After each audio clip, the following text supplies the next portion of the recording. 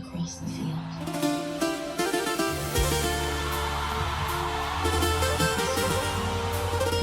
Здравейте, приятели! Тук ти правих.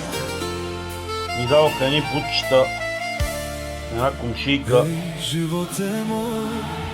и си направих картофи пилешко, но нещо май ги предобрих. Не, аз на бутчетата им направих марината и това черното не е изгорело, ми е по-скоро от маринатата, ама нещо нямат много търговски вид. А няма значение, важно е да е домашно. Нема да го снимаме за каталог все пак.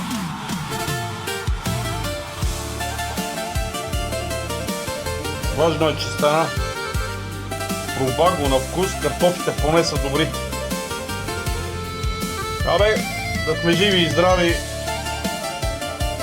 Важно е продуктите да са качествени, домашни. А другото вече е на късмет при мен. Какво стане? Ай, живи и здрави!